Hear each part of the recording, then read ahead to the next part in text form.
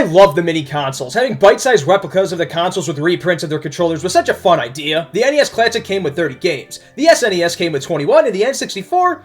and that is it. Yeah, they stopped doing these, and with their push for legacy content being on NSO, I sadly think it's done. But what would a Nintendo 64 Mini look like? I decided to grab 20 game and 30 game versions, because despite the people going like, "Hurdy-dur, the 64 has no good games," I found it very easy to fill this one out. Let's get the big boy out of the way. Super Mario 64 is a lock. One of the most revolutionary games of all time. This is one that I still love to revisit every year or so. Mario just feels so good to control nowadays, and there's just simply no way this isn't on there. In that same vein, just throw both Zeldas on there. Ocarina of Time in particular is still considered one of the best games of all time, and Majora's Mask isn't a slouch either. Like Mario 64, these games are revolutionary that changed gaming forever. Forgive me for bouncing around, but the Nintendo 64 is a multiplayer fever dream. There are 3 Mario parties to choose from, and I would probably say Mario Party 2. 1 is my personal favorite due to it being so punishing, and 3 rocks as well, but 2 is probably the most rounded and popular. Mario Kart 64 is a staple of the N64 and houses one of the best battle modes, although racing in it can be rough nowadays. I still think that the battle mode kicks ass. Super Smash Bros. 64 needs to be on there as well if we're talking multiplayer mayhem. Going back to the single-player side of things, the original Paper Mario still rocks. It helps give some variety too, as the Nintendo 64 was extremely light on RPGs. Speaking of that, Kirby 64 The Crystal Shards would be another lock. 2D platformers were super prevalent on the Nintendo 64, and we need a Kirby game on there. I think Yoshi's Story would be a nice pick as well. I agree that it's not the best Yoshi game,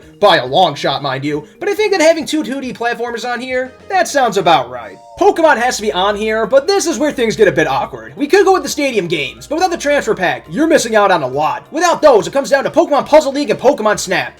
Do you see my dilemma here? I think the most obvious pick would be the first Stadium. I mean, they released that and 2 on NSO without connection to the older games, but for my money though, and the fact that I love Gen 2 and Johto in general, I'm going Stadium 2. It's just simply a better game. This next bundle of 3 may seem a bit weird, but with Rare and Microsoft agreeing to help out with NSO, I can convincingly put them on here. Banjo-Kazooie is one of the biggest games on the system, and they made a huge splash when they were confirmed for Smash Bros. It's even on NSO, it just feels right to have it here. GoldenEye can be thrown on here as well, as the game is a big deal, and they somehow got through licensing hell for NSO. And then Donkey Kong 64 would give us another 3D platformer. Let's get back to some obvious picks. Star Fox 64 is still considered by some to be the best in its respective franchise. God damn you, Star Fox Zero. F-Zero X would give us another racing game and wouldn't leave poor Mario Kart 64 all alone. I'd also like to throw in Wave Race 64. It sold decently, but I could see the complaint with this overlapping F-Zero a bit, and if the game was dubbed F-Zero on Water. It would feel so weird to leave Pilot Wings 64 off of it because it was one of the 2 launched N64 games. So I think I'll put it on here. This console was the birth of the Mario Sports series, so I think that Mario Tennis should be on here as well, as it was the highest selling one. So we're at 18 games now, and I think I'll leave the last 2 to third-party games. I know that third-party games are light on the Nintendo 64, but giving them just a couple of spots, it just seems right. Maybe it's because I've been on a Harvest Moon kick recently, but I think that Harvest Moon 64 would add some very nice variety in there. There are no other farming games, so I think it would fit in well. It's already on NSO too, so it sounds like there are no licensing issues. I'll go a little bit out there with the last pick here.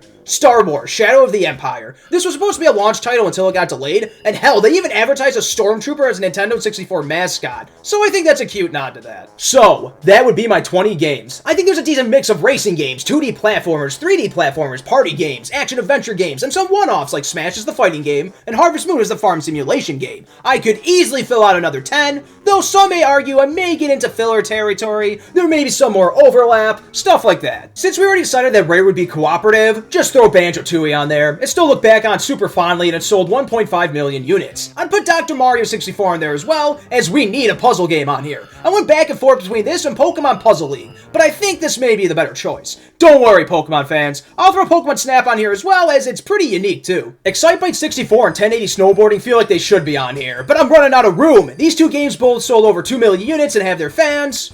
Fine, I'll put them on here. To be completely transparent, I was going to put Mario Party 1 and 3 as I prefer those, but these would give some nice variety. If we want to go on and on about how Rare just simply carried the system, and to be fair, they did, I just can't overlook Diddy Kong Racing. Even to this day, many call it better than Mario Kart 64, and it sold just under 5 million copies. Although it is another racing game, which you could argue we're filling up with now. If we want another Rare game, Jet Force Gemini is a solid pick. I don't know if I'd put Perfect Dark on here, just because it's rated M and that will bring the rating of the console up, but I'm not sure. It's a critically acclaimed game, look back on fondly.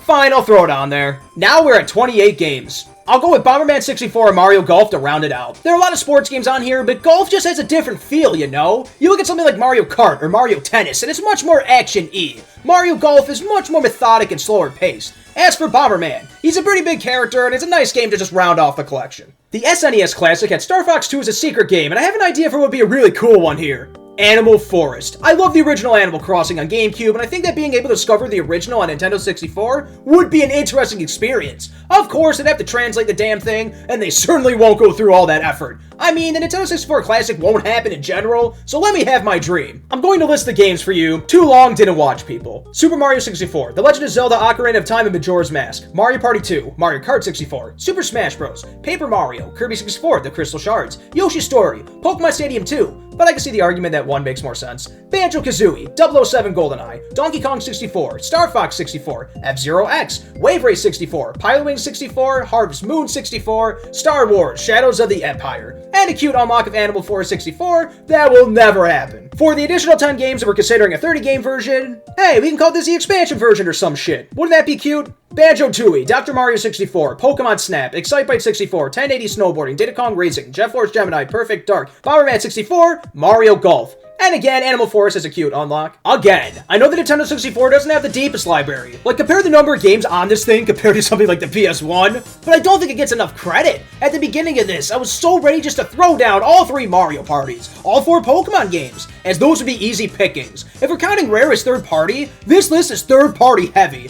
But come on, Rare made the Nintendo 64 what it was alongside Nintendo. Think of some of its noteworthy games that generation, like Banjo-Kazooie, Diddy Kong Racing, GoldenEye, are considered third-party games nowadays? It's honestly mind-blowing. God, Rare put in so much work for the N64. As for snubs, I got a few. I really wanted Mario Party 1 and 3 on here, but I think the variety would make an overall better product. You could argue that maybe a Turok game should be on here, as that was big back in the day. I thought that Pokemon Puzzle League and Stadium should be on there, but those felt invalidated by Dr. Mario 64 and Stadium 2 respectively. I've also heard that Rayman 2 is a great 3D platformer. Speaking of platformers, I snubbed Conker for sure. The thing is, Nintendo hated this game back in the day and refused to even advertise it. Even if Rare and Microsoft are going to play nice, I simply don't see Conker making it. I thought about Mischief Makers, but Yoshi and Kirby already have the 2D platformer stomping grounds covered. I thought about Ogre Battle 64, but I chose not to, as that's not what the 64 was about, damn it. It did not care about RPGs, which I honestly kind of find refreshing after how saturated the genre is nowadays. Snowboard Kids is another one, but I went with 1080 Snowboarding instead. I probably could come up with a 50 list pretty easily, but let's be real. The SNES Classic has some huge omissions like Chrono Trigger.